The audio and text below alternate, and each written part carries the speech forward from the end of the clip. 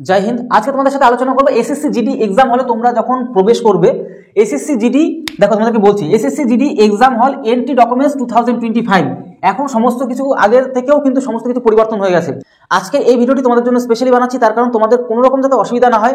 তোমরা কি কি নিয়ে যেতে পারবে, কি কি ডকুমেন্টস তোমরা নিয়ে যেতে পারবে পরীক্ষার হলে, আর কি কি জিনিস তুমি পরীক্ষার যখন প্রবেশ করো তখন তুমি কি কি জিনিস নিয়ে যেতে পারবে না, সমস্ত জিনিস আলোচনা করে দিচ্ছি যাতে তোমরা কোনো রকম ভাবে অসুবিধায় না পারো। আর তোমাদের তো এক্সামটা শুরু হচ্ছে, তোমরা জানো নিজেরাও, যেটা 4 তারিখের থেকে 4/2/2025 সাল থেকে তোমাদের শুরু হচ্ছে তোমাদের এক্সাম। আর তোমাদেরকে শুরুতেই বলে রাখছি, এমন ধরনের হেল্পফুল ভিডিও যদি পেতে চাও তাহলে আমাদের চ্যানেলকে সাবস্ক্রাইব করে বেল আইকনটিকে প্রেস করে রাখো। এর পাশাপাশি আমাদের যে গুরুত্বপূর্ণ টেলিগ্রাম চ্যানেলটা রয়েছে সেখানে তোমরা যুক্ত হয়ে যাও, কারণ সেখানে প্রত্যেক দিনের আপডেট তোমরা কিন্তু পেয়ে যাবে। এবার তোমাদেরকে এক এক করে বলছি যে দেখো, তোমাদেরকে কেন বলছি এই ভিডিওটা স্পেশালি এই জন্য বলছি, দেখার কথা এই জিনিসগুলো তোমরা যদি না জানো, এমন অনেক স্টুডেন্ট আমার নিজে চোখে দেখা বা তোমরা নিজেরাও জানো, আর যদি না জানো তাহলে তোমাদেরকে বলছি যে এরকম অনেক কেস ঘটেছে, মানে অনেক প্রচুর স্টুডেন্টের কেস ঘটেছে যারা সারা বছর প্রচুর পরিশ্রম করেছে, সামান্য ডকুমেন্টস নিয়ে যায়নি বা সামথিং উল্টোপাল্টা জায়গায় চলে গেছে বা বিভিন্ন ধরনের ভুল ভ্রান্তি কাজ করার জন্য তারা কিন্তু পরীক্ষাটা দিতে পারেনি। তারা দেখা গেলো র্যাঙ্ক করতো, 10-এর মধ্যে র্যাঙ্ক করতো, সেই সমস্ত স্টুডেন্ট পরীক্ষা দিতে পারেনি। তাই একটু সাবধান, প্রথম থেকে শেষ পর্যন্ত ভিডিও অবশ্যই তোমাদের দেখতে হবে, কারণ কি এই সমস্ত জিনিসগুলো তোমাদের জানাটা খুব প্রয়োজন। পরীক্ষা যেদিন যাবে তার আগে দিয়ে এই ভিডিওটা অবশ্যই মনোযোগ সহকারে দেখে যাও, আর বন্ধুদের কাছে প্রচুর পরিমাণে শেয়ার করে দাও। সব প্রথমে তোমাদেরকে বলবো কি কি নিয়ে প্রবেশ করা যাবে না, কি কি নিয়ে প্রবেশ করা যাবে না তোমাদের অবশ্যই এক্সাম হলে তোমরা কি কি নিয়ে প্রবেশ করতে পারবে না। দেখো এক একটা করে বলছি তোমাদেরকে। এই যে মাজার বেল্ট পরে তোমরা তোমাদের প্রবেশ করতে দেবে না। তারপরে পেন নিতে দেবে না, সে তোমার যাই পেন হোক তোমার নিতে দেবে না। তারপর ঘড়ি নিতে দেবে না। তারপর আংটি, এই যে হাতের আংটি পরে যেতে দেবে না। তোমার ব্রেসলেট পরে যেতে দেবে না। কানের দুল পরে যেতে দেবে না। নাকের পরে যেতে দেবে না মেয়েদের। গলার হার, তুমি সে সোনার গলার হোক প্লাস্টিকের গলার হোক, যাই তুমি গলার হার পরো না কেন সেটা পরে যেতে দেবে না। এক কথা, যে কোনো ধাতু জাতীয় জিনিস তোমাকে পরে যেতেই দেবে না। এর পাশাপাশি পায়ের যে পায়ের নুপুর পরে যেতে দেবে না মেয়েদের। তারপরে মালা, গলার মালা পরে যেতে দেবে না।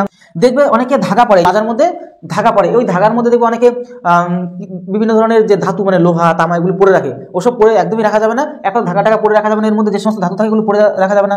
অনেকে দেখবে তাবিজ পরে, হাতে তাবিজ পরে, মাঝে তাবিজ পরে, দেখা গেলো বিভিন্ন জায়গায় তাবিজ পরে, সেই সমস্ত তাবিজ পরে যাওয়া যাবে না। ইলেকট্রিকের কোনো ডিভাইস তোমাকে নিয়ে অবশ্যই একদমই যাওয়া যাবে না। তারপর তোমার ক্যালকুলেটর একদমই নেওয়া যাবে না। এবার তোমাদের একটা কথা বলে রাখি, পরীক্ষা চলাকালীন তোমাদের মধ্যে কারো যদি টুকলি ধরা পড়ে তাহলে কিন্তু তোমার সারা জীবনের জন্য পরীক্ষা কিন্তু আর দিতেই দেবে না।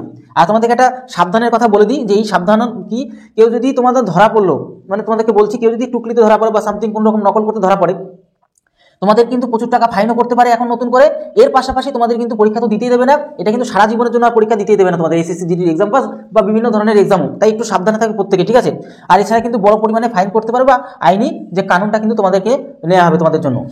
এবার খুবই গুরুত্বপূর্ণ বিষয়, সেটা হচ্ছে তোমরা কি কি ডকুমেন্টস নিয়ে যাবে, এটা কিন্তু খুব জানা প্রয়োজন। কারণ অনেকে এই ভুলটা করার জন্য পরীক্ষাটাই দিতে পারে না, মানে কি বলবো, তারা কান্না করতে করতে বাড়ি আসে বা অনেকে আত্মহত্যা পর্যন্ত করার চেষ্টা করে, ঠিক আছে?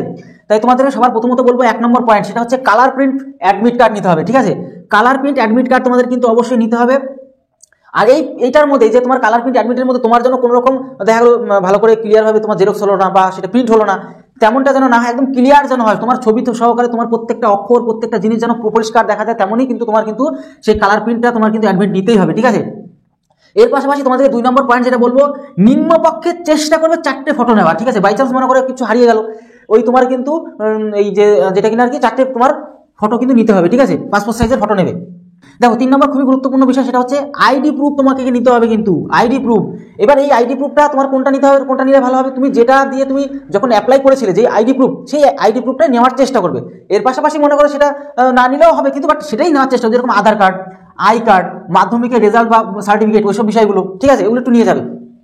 অথবা প্যান কার্ড, মানে তুমি যদি আধার কার্ড নিয়ে যাও তাহলে আধার কার্ড দিয়ে অ্যাপ্লাই করো, আধার কার্ড নিলেও কোনো সমস্যা নেই, বা আই কার্ড নিলেও কোনো সমস্যা নেই, মানে তোমার কোনো একটা আইডি প্রুফ নিতে হবে। এবার তার পাশাপাশি তোমাকে একটা খুব গুরুত্বপূর্ণ কথা বলে দিই, এই যে আইডি প্রুফটা তুমি নেবে সেটা যেন নকল না হয়, মানে ডুপ্লিকেট না হয়, সেটা যেন অরিজিনাল তোমাকে কিন্তু অবশ্যই নিয়ে যেতে হবে, ঠিক আছে? অরিজিনালটা কিন্তু দেখতে চাইবে। এবার তোমাদেরকে বলে দিলাম, কোনো ডুপ্লিকেট তোমাকে নিয়ে গেলে কিন্তু চলবে না। এবার তোমার 4 নম্বর খুবই ভীষণই গুরুত্বপূর্ণ বিষয়, সেটা হচ্ছে যে আইডি তুমি নেবে, ঠিক আছে, সেটা তুমি চেষ্টা করবে, তোমাদেরকে বললামই তো মাত্র, যেটা কিনা ফর্ম ফিল আপের সময় তুমি যেটা দিয়ে অ্যাপ্লাই করেছো সেটাই নিয়ে যাওয়ার চেষ্টা করবে, ঠিক আছে? যেরকম Aadhaar card, I card, PAN card হতে পারে, তুমি যেটা দিয়ে করো না কেন। এবার মারাত্মক লেভেলের যেটা তোমার ইম্পর্টেন্ট যেটা পয়েন্ট, সেটা হচ্ছে কি বলতো, পরীক্ষা তুমি যদি ভালো দিতে চাও, কেন সবাই তো দেখো তুমি পরীক্ষা যাচ্ছ মানে কি, তুমি চাচ্ছ যেন আমি পরীক্ষাটা দিয়ে ভালো একটা পরীক্ষা দিয়ে তুমি চাকরিটা পেয়ে যাও, মাসের মাস হাজার হাজার টাকা 40, 50, 60, 70 হাজার টাকা ঢুকবে। এবার ব্যাপারটা হচ্ছে কি যে এই যে তুমি যে চেষ্টা করছো যে পরীক্ষা যে ভালো দেবে, পরীক্ষা ভালো দিতে গেলে দেখো আমার সামান্য বুদ্ধিতে, আমার যতটা সামান্য বুদ্ধি আছে ততটাই তোমাদেরকে বলার চেষ্টা করছি। মেন কথা হচ্ছে এক সপ্তাহ আগে ভীষণ পড়াশোনা করো, এক সপ্তাহ আগের থেকে রাতের ঘুমটা যেন ভালো হয়, কারণ তোমার মস্তিষ্ক যদি সুস্থ থাকে তবেই তুমি ভালো রেজাল্ট করতে পারবে, ভালো অ্যান্সার দিতে পারবে, প্রশ্ন তাড়াতাড়ি পড়তে পারবে। বিশেষ করে আরও একটা কথা তোমাদেরকে বলবো যে তুমি এক সপ্তাহ আগের থেকে তো ভালো ঘুমাতে হবে রাত্রেবেলা ঠিকঠাকভাবে, কিন্তু একটা ভুল ভীষণ পরিমাণে করবে না, সেটা হচ্ছে কি বলতো, পরীক্ষা যেদিন তার আগের দিন রাত্রেবেলা যেন যথেষ্ট ঘুম হয়, মানে একদম সেপারেট, মানে বেশি ঘুমানোর দরকার না, কমও ঘুমানোর দরকার না, অন্তত 6 থেকে 7 ঘন্টা একদম সেপারেট ঘুম পেলে ঘুমিয়ে পড়তে হবে, ঠিক আছে? কারণ তোমার মস্তিষ্ক যদি হালকা থাকে বা তুমি যদি ঘুম যদি না করো, পরীক্ষা খাতা ঘুমাতে মানে অতটা এনার্জি পাবে না। তাই অবশ্যই আগের দিন রাতে তো অবশ্যই ভালো করে ঘুমাতে হবে, তাহলে পরীক্ষার খাতায় কিন্তু কোনো রকম ঘুম পাবে না, আর পরীক্ষাটা তোমার কিন্তু ভালো দিতে পারবে। আর একটা কথা মনে রাখবে, ঘুমালে কিন্তু মস্তিষ্ক সুস্থ থাকে, ঠিক আছে? অতিরিক্ত বলছি না আমি, অতিরিক্ত ঘুমানোর কথা একদিন বলছি না, এই জিনিসটা কিন্তু কেউ ভুল করবে না, ঠিক আছে? এবার যেটা তোমাদেরকে বলবো, আরেকটা ভীষণ মারাত্মক লেভেলের ইম্পর্টেন্ট ব্যাপার হচ্ছে কি বলতো, যে এক্সাম সেন্টার, তোমার অ্যাডমিট কার্ডে তো সব লেখা থাকবে তোমার কোথায় এক্সাম হল বা কোথায় এক্সাম সেন্টার সেটা। এবার ব্যাপারটা হচ্ছে কি, তোমার এক্সাম সেন্টার যেন সঠিকভাবে তুমি জেনেই সেখানে যাবে। দেখা গেলো অনেকে তাড়াহুড়ো করে চলে যায় গিয়ে, আমি এরকম অনেক কেস দেখেছি বা তোমরাও জানো যে ঠিকানা এক জায়গায় চলে যায় আরেক জায়গায়, লাস্ট পর্যন্ত পরীক্ষাটাই দিতে পারে না, তাহলে কি হলো, কোনো লাভ হলো না, সারা বছর কত খাটাখাটনি করলে, লাস্ট পর্যন্ত যেটা মূল আসল যে জায়গাটা সেটা হচ্ছে পরীক্ষা দেওয়াটা, 1 ঘন্টা বা 1.5 ঘন্টা যাই পরীক্ষা তুমি দাও না কেন, ওইটুকু সময় যদি পরীক্ষা না দিতে পারো তাহলে সারাটা বছর তোমার খাটাখাটনিটা ফালতু হয়ে যাবে। তাই পরীক্ষার এক্সাম সেন্টার কোথায় সেটা সঠিকভাবে জেনে বুঝে, দরকার আরো বন্ধুদের কাছে আলোচনা করে, ভাই এটা আমার তো এটা এখানে তো এখানে, মানে কনফিডেন্স হয়ে নেবে যে সঠিক কিনা আগের থেকেই, ঠিক আছে? ওই জিনিসটা ভুল করবে না কখনো, কিরকম এরকম করে কিন্তু অনেকে পরীক্ষা দিতে পারেনি এর আগে অনেকবার, তো এই ভুলটা একদম করতে যাও না, সারা বছর যেহেতু পরিশ্রম করছো পরীক্ষায় যাচ্ছ বা যাবে, ঠিক আছে? তো এই হচ্ছে বিষয়। আরও একটা কথা তোমাদেরকে বলবো যে তাহলে আশা করি বুঝতে পারলে কি কি ডকুমেন্টস নিয়ে যেতে হবে আর কি কি জিনিস তোমাকে প্রবেশ নিষিদ্ধ, সেই বিষয়গুলো তোমরা একদম ক্লিয়ারলি বুঝিয়ে দিতে পারলে।